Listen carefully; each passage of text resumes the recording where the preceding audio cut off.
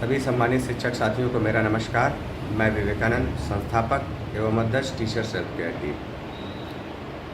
आज मैंने आप सबसे सोशल मीडिया के माध्यम से कहा था कि आज मैं एक ऐसे विषय पर विचार रखूँगा जो काफ़ी ज्वलंत है और बहुत ही विचारणीय है। वह मुद्दा है समायोजन का। देखिए, मेरे अपने विचार हो सकते हैं, बहुत सारे लोग इससे सहमत नहीं हो सकते हैं, बहुत सारे लोग सहमत होंगे। उम्मीद है कि ज़्यादातर लोग सहमत होंगे। कोई भी प्रक्रिया होती है उससे कुछ लोगों को फ़ायदा हो रहा होता है तो कुछ लोगों को नुकसान हो रहा होता है। बात फ़ायदे और नुकसान से ऊपर उठकर देखी जानी चाहिए कि सही में क्या होना चाहिए, सही क्या है, गलत क्या है। क्योंकि कोई भी प्रक्रिया अपनाई जाएगी, किसी न किसी को फ़ायदा हो जाएगा और किसी न किसी को नुकसान हो जाएगा। जिसका फ़ायदा हो रहा होगा वो उस प्रक्रिया का पक्षधर होगा, जिसका नुकसान हो रहा होगा उस प्रक्रिया का विरोधी होगा। पर हमें कई बार अपने व्यक्तिगत फ़ायदे और नुकसान से अलग ऊपर उठकर यह देखना होगा कि सही क्या है और गलत क्या है। तो आइए आज बात करते हैं समायोजन पर, जो कि काफ़ी ज्वलंत मुद्दा है। क्या होगा, क्या नहीं होगा, यह बात का विषय है। लेकिन प्रक्रिया जो है उस 19 तारीख तक इसको पूर्ण करने के लिए शासन की तरफ से मंशा है। कई बार मंशा भी अच्छी होती है, लेकिन कुछ ऐसी समस्याएं होती हैं जो मंशा सही होने के बावजूद भी उसको पूरा कर पाना बड़ा कठिन हो जाता है। तो समायोजन को लेके भी दो पक्ष हैं। एक पक्ष यह चाहता है कि समायोजन हो जाए, दूसरा पक्ष यह चाहता है कि समायोजन ना हो। मैं दोनों पक्षों पर चर्चा करूँगा। पहला, समायोजन हो जाए। कुछ स्कूल ऐसे हैं जहाँ पे 100 बच्चे हैं और दो टीचर हैं या एक टीचर है। वैसे एक टीचर वाले स्कूल बहुत कम हो गए हैं, शायद नगण्य हो गए हैं, लेकिन फिर भी हैं ऐसे स्कूल। लेकिन 100 बच्चे पे 2 टीचर हैं, ऐसे स्कूल भी बहुत हैं।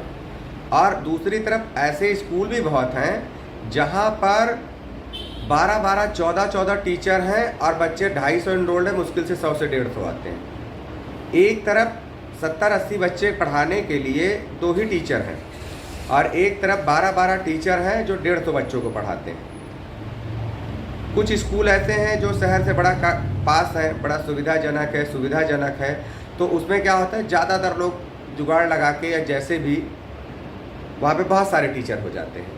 और कुछ सुदूर के विद्यालय होते हैं जहाँ कोई जाना ही नहीं चाहता है और वो 1 या 2 टीचर के भरोसे चलते हैं। अगर इस विसंगतियों को देखा जाए तो समायोजन होना चाहिए, लेकिन बहुत सारे और बिंदु हो सकते हैं इस बारे में। लेकिन दूसरा पक्ष यह भी है कि हर क्षेत्र की, हर एरिया की अपनी एक भौगोलिक परिस्थिति की एक समस्या होती है, हर विद्यालय की अपनी एक समस्या होती है। उसको देखते हुए कई बार ऐसा भी होता है कि समायोजन नहीं होना चाहिए। उसमें सबसे जो बड़ा मुद्दा आता है कि समायोजन नहीं होना चाहिए, वो इस बात का है कि कोई टीचर साल भर पहले आ रहा है, वो कह रहा है मैं अभी तो आया हूँ और आप मुझे समायोजित करके दूसरी जगह भेज दे रहे हैं। जहाँ जाऊँगा कल को अगर बच्चे कम हो गए तो भी मेरा ही समायोजन हो जाएगा। तो ऐसे तो मैं आजीवन इस स्कूल से स्कूल, उस स्कूल भटकता रहूँगा और मेरा ही समायोजन होता रहेगा। ये सही बात है। अगर मैं जूनियर हूँ, किसी विद्यालय में 2 वर्ष पूरा आया हूँ और आज समायोजन की उसमें आ गया, तो चलिए एक बार मेरा समायोजन हो रहा है, लेकिन जिस विद्यालय में जा रहा हूँ वहाँ भी मैं सबसे जूनियर ही पहुँचूँगा। अब वहाँ कभी मेरा समायोजन नहीं होगा, इसकी गारंटी कौन लेगा? अगले साल फिर समायोजन हो तो पता चले कि नामांकन तो घट रहे हैं। ये सही बात है, क्योंकि विद्यालय प्राइवेट स्कूल बहुत खुल रहे हैं, प्राइवेटाइजेशन बहुत ज़्यादा हो रहा है, जिसकी वजह से और कहीं ना कहीं एक बड़ा फैक्टर है कि शासन प्रशासन द्वारा जनसंख्या नियंत्रण पे चलाए गए जो नियम थे, प्रयास थे, वो फलीभूत हो रहे हैं। पहले शहरों में ऐसा होता था कि 1 या 2 बच्चे होते थे एक परिवार में। आज लेकिन गांव में एक ही घर में 10-10 बच्चे होते थे। लेकिन गांव का भी परिदृश्य बदला है, हम देख रहे हैं। गांव में भी 2 बच्चे ही हैं, मैक्सिमम 2 बच्चे, बहुत अधिक हुआ 3 बच्चे। जनरली इससे ज़्यादा गांव में भी बच्चे को देख रहे हैं। जब जनसंख्या वृद्धि दर कम होगी तो निश्चित तौर पे स्कूलों में नामांकन कम होगा। नामांकन कम होगा तो जो आज समायोजित होकर दूसरे विद्यालय जा रहा है वो कल पुनः समायोजित हो जाएगा किसी न किसी विद्यालय में। तो हमेशा पुनः समायोजित होता रहना चाहिए। तो मुझे लगता है कि समायोजन जो हो रहा है उसके दोनों पहलुओं को मैंने रख दिया, लेकिन एक तीसरा पहलू ऐसा भी है जिस पे जनरली बात होती नहीं। अगर उस पर बात हो जाए तो मुझे लगता है समायोजन की आवश्यकता ही नहीं पड़ेगी, दोनों पक्ष ही संतुष्ट हो जाएंगे। वह यह है कि जनरली यही बात की जाती है 30 बच्चे पर 35 बच्चे पर एक शिक्षक होगा, उसी अनुसार समायोजन हो भी रहा है कि 30 बच्चों पे एक टीचर होना चाहिए। अगर 30 बच्चे से 32 बच्चे हैं, 33 बच्चे हैं, 30 से कम है तो एक ही टीचर रहेगा, 30 से और 60 के बीच हो गए तो 2 टीचर रहेंगे। तो ऐसा ही क्राइटेरिया चल रहा है। लेकिन एक दूसरा पहलू है जो अछूता रह जाता है। हम सिर्फ एक बात करते हैं कि इतने बच्चे पे इतने टीचर, लेकिन दूसरी बात जो है कि हर एक क्लास को भी तो एक टीचर चाहिए। मान लीजिए किसी विद्यालय में 30 का आंकड़ा लेके चलते हैं, किसी विद्यालय में 70 बच्चे हैं और वहाँ 2 ही टीचर हैं, क्लास तो 5 है, गुणवत्ता क्यों कम हो रही है? ये ही एक बेस कारण है कि प्रत्येक कक्षा को एक शिक्षक मिल ही नहीं पा रहा है। हम कॉन्वेंट स्कूलों से बेसिक स्कूलों की तुलना करते हैं, लेकिन यह भूल जाते हैं कि कॉन्वेंट स्कूलों का नियम है कि अगर 10 बच्चा भी एक क्लास में है तो उस क्लास को एक टीचर मिलेगा। हमारे यहाँ क्या है, 80 बच्चा है लेकिन 30 का आंकड़ा नहीं पार कर पा रहा तो तीसरा टीचर नहीं मिलेगा, वो 2 के टीचर की श्रेणी में रहेंगे। 2 टीचर है, मान लिया कक्षा 1 में 10 बच्चे हैं, 20 में 25 बच्चे हैं, 2 में 25 बच्चे हैं, 3 में 15 बच्चे हैं, 4 में 20 बच्चे हैं। ऐसे करके आंकड़े हमने निकाले और 5 तक में 85 बच्चे हैं। अब 2 टीचर है उस विद्यालय में, 2 टीचर आप छोड़ेंगे, 2 टीचर आपने छोड़ दिए तो अब कक्षा 1 में जो 10 बच्चे हैं, कक्षा 1 के 10 बच्चों को और कक्षा 2 के 25 बच्चों को अब जो टीचर लेके बैठेगा उनको कैसे पढ़ाएगा? सबसे पहली बात तो एक ही क्लास में अगर 10 बच्चे हैं तो 10 की मनोदशा और उनका शैक्षिक स्तर बिल्कुल अलग होता है, बिल्कुल अलग होता है। और उसके साथ ही साथ अलग अलग क्लास हो गई। कक्षा 1 की क्लास खेल खेल के सिखाने वाली है, कक्षा 2 की क्लास लिख लिख के सिखाने वाली है। एक टीचर 30 से 35 बच्चे पे कैसे कंसंट्रेट करेगा? और अगर उसने 2 क्लास ले ली तो एक जो दूसरा बच्चा विद्यालय के अन्य कार्य भी MDM भी बनवाएगा, पेपर भी बनाएगा, सूचनाएं भी भेजेगा, तो बाकी 3 क्लास को कौन पढ़ाएगा?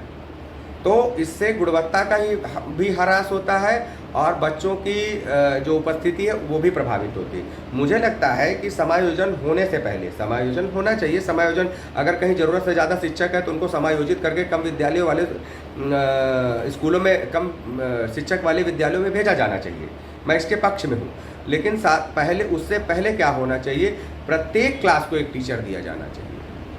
आप एक कॉन्वेंट स्कूल दिखाइए, एक नामी स्कूल दिखाइए अपने शहर का, जहाँ पे एक नामी स्कूल किडजी जैसे तमाम स्कूल चलते हैं, जाइए कल सर्वे करके आइए और पूछिए कि क्या प्रत्येक क्लास को आपने एक टीचर दिया है कि नहीं दिया है। तो हर एक क्लास को जब तक आप टीचर नहीं देंगे तब तक गुणवत्ता सही से नहीं बनेगी। और आप सिर्फ छात्र के अनुसार, छात्रों के नामांकन के अनुसार टीचर देंगे तो 85 बच्चे पे 2 टीचर दे देंगे तो वो 2 टीचर कभी भी पूरा अटेंशन 85 बच्चों को नहीं दे पाएगा और उसके दुष्परिणाम ये होंगे कि उन 85 बच्चों में से भी बहुत सारे बच्चे निकल कर प्राइवेट स्कूलों में चले जाएंगे और कहा जाएगा कि बेसिक स्कूलों में पढ़ाई नहीं होती है, इसलिए बच्चे यहाँ से छोड़ के जा रहे हैं। जहाँ पे बगल वाले प्राइवेट स्कूल में हर कक्षा को एक टीचर अलॉट है, वहीं पे बेसिक एजुकेशन में क्या है, पूरे स्कूल को देखा जा रहा है कि 5 तक की कक्षा 2 टीचर रहेंगे। भैया 5 तक की कक्षा कैसे 2 टीचर चलाएगा? कभी गुणवत्ता नहीं दे पाएगा। आप जो भी लक्ष्य रखते हैं, प्रेरणा लक्ष्य है इस डेट को प्राप्त कर लेना, कैसे प्राप्त कर लेगा? तो यह संभव है।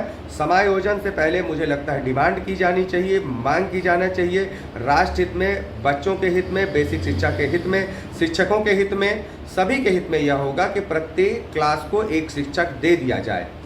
और उसके बाद भी अगर संख्या कम है, 5 एक इस कक्षा 5 तक में 5 शिक्षक दे दीजिए। उसके बाद अगर कहीं 6वां शिक्षक और बच्चे कम है तो आप 6वें टीचर को हटा लीजिए, उसको समायोजित कर लीजिए, वो गलत नहीं होगा। लेकिन सबसे पहले प्रयास किया जाए कि प्रत्येक विद्यालय को एक शिक्षक, हर कक्षा को एक शिक्षक दिया जाए। उससे पहले समायोजन अगर करना है तो वहीं से किया जाए जहाँ शिक्षक मोर देन 5 है।